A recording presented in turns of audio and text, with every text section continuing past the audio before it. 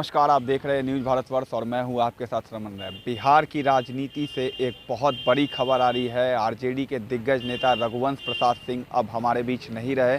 इस वक्त हम मौजूद हैं राबड़ी आवास, देख सकते हैं आप। आवास के पास काफ़ी सन्नाटा पसरा हुआ है। काफ़ी दुखद वक्त है आरजेडी के लिए और बिहार के राजनीति जगत के लिए।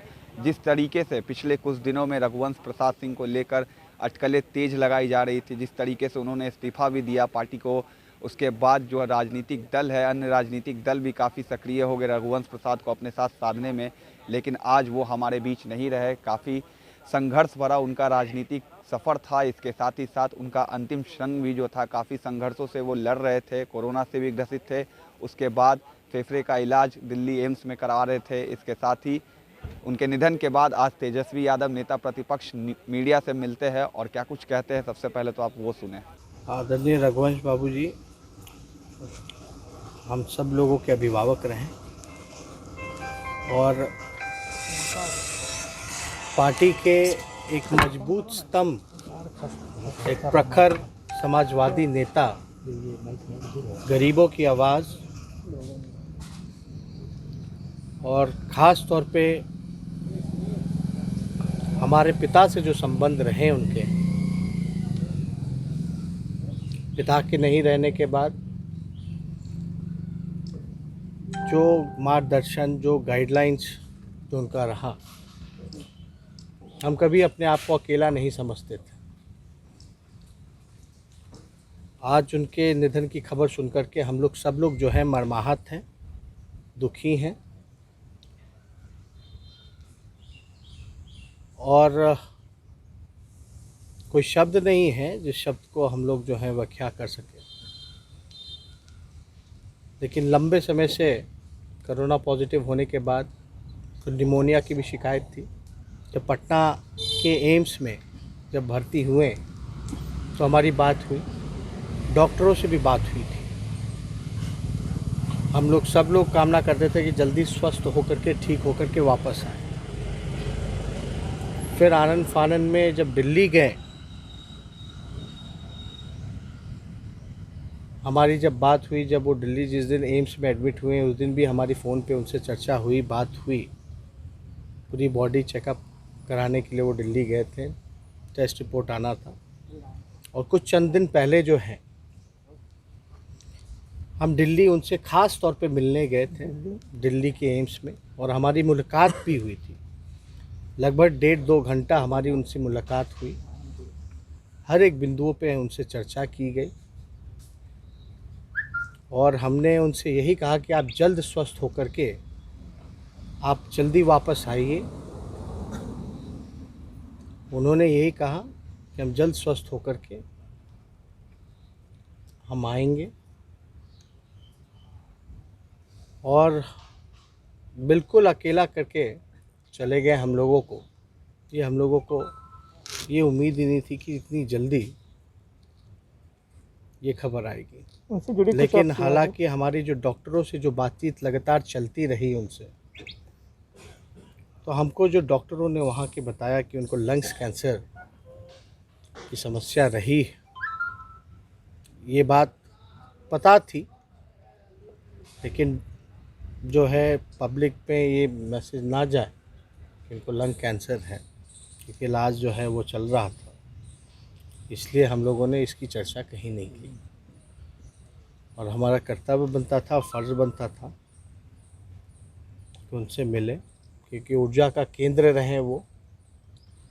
और कभी भी मतलब हमारा भी जो रिश्ता रहा, सामाजिक राजनीतिक चर्चाएं तो चलती ही रह करती थी, लेकिन एक पारिवारिक संबंध हम लोगों के बीच लगातार कायम रहा।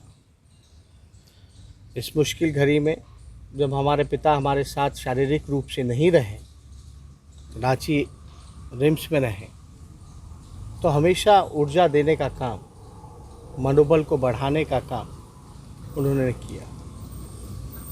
मुझे याद है कि जब सरकार बदली, जब नीतीश कुमार जी ने इस्तीफ़ा देने का काम किया था,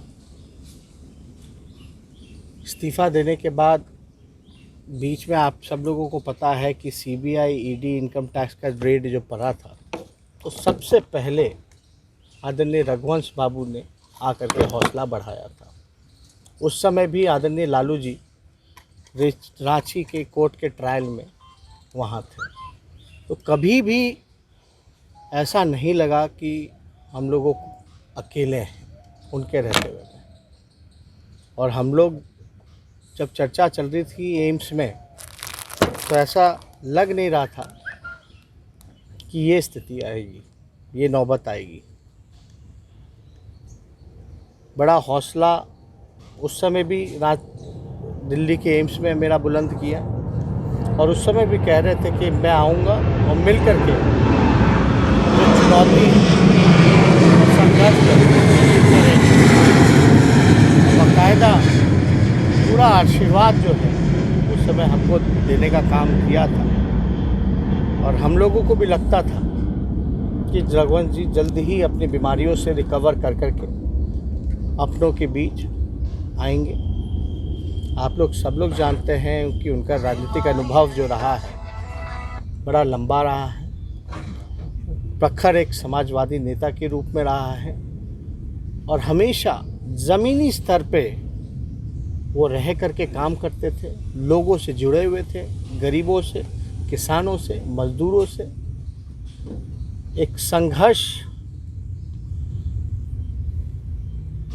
करने की जो ऊर्जा उनमें रही है,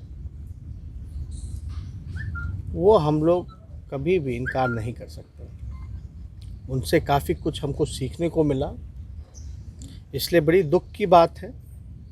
अभी हमारे उनकी पुत्र से भी बात हुई, जब ये खबर न्यूज़ चैनलों में चल रहा था कि रघुवंश बाबू नहीं रहे, तो यकीन नहीं हो रहा था हमको।